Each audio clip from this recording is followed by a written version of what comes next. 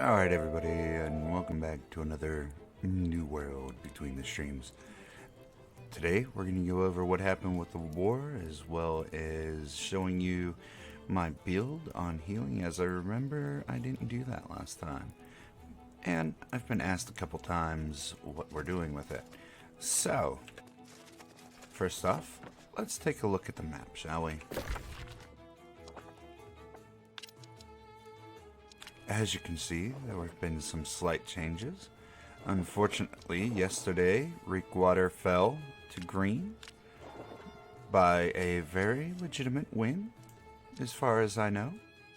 They did really well and pushed us back pretty quickly. We've had, maybe 12 minutes left on the clock, which is substantial. Although, the dual war we had with Stray Dogs, we still own 3 territories. Now, what we did was we sent our main forces to Ebonscale.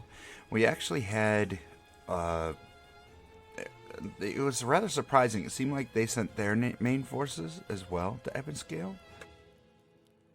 And we managed to hold.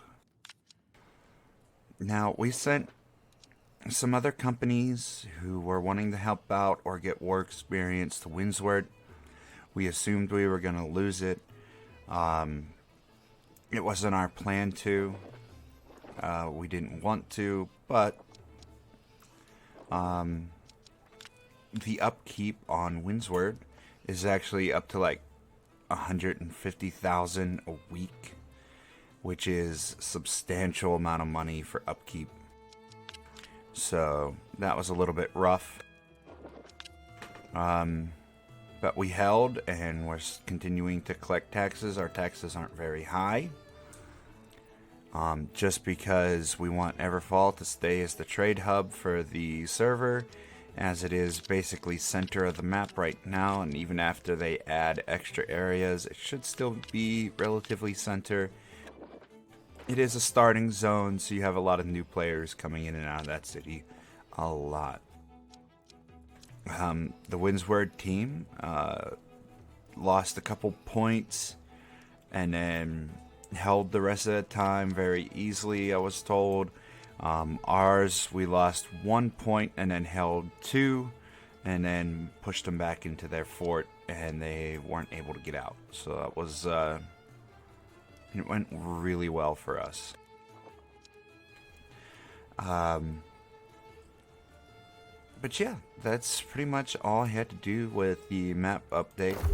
Now, moving into my weapon mastery, as you can see, I'm slowly leveling other weapons while I do the typical loot grind and grinding for my watermarks and all that fun stuff. But in case anybody's curious, here's what I run skill-wise. Now, the light and heavy attacks not casting mana is huge. You have your extra healing, and just being able to passively throw light attacks out and heal your team is massive. Now, you can get this Mending Touch to remove status effects. In some dungeons, it's going to be necessary. During wars, though, I haven't seen too many instances where players don't have the appropriate potions with them in order to heal themselves. And if you're being attacked, chances are you're going to die right away anyway. Now, with the changes to Sacred Ground, not stacking with other healers, and the last person to put down a Sacred Ground replacing all other heals that are on the ground, it's been rather difficult. And what we've been doing during wars basically is telling everybody, hey, make sure you spread out your heals so that way everybody has an opportunity to be in a puddle. Ideally, what you would like to see is like the Olympic symbol, where each one overlaps very slightly and they're all, but there's the whole point is covered. Sometimes when they're assaulting the point very heavily, it's easy to get distracted and just throw a puddle down where somebody else's is sitting. Sacred Ground and Beacon will stack, but not with other ones. So like, if you throw down a beacon and somebody level 1 comes by and throws down a beacon, their beacon will take priority, which I really don't like, but it's the change that was made and we're just going to work around it. Same with Orb of Protection. If you throw that out, somebody else is going to get that, get the next person's instead. So you have to be very careful with the way you're healing. Having too many healers in war, I think, is going to be a huge detriment.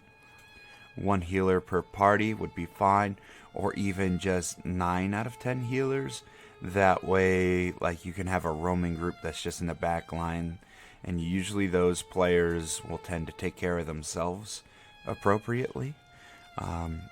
If you are typically in a back line, getting stuff that reduces potion cooldowns, immensely important. Taking constitution foods is a really good idea. Having GTFO buttons like the Flame Dash is probably a good idea. Axes and rapiers also have these. Sword has a very minor one. Like, it's not very substantial, so being aware of these factors is really important. And then, speaking of wars, we do have another upcoming war in Everfall. This one is not until tomorrow. We do get a day off today. There's been back-to-back wars, so having one day where we're not defending our stuff is awesome. So hopefully we manage to hold again, and I can give you all good news the next time I roll by. If you don't like stray dogs, well, I guess it's not going to be such good news. But at any rate, another short video.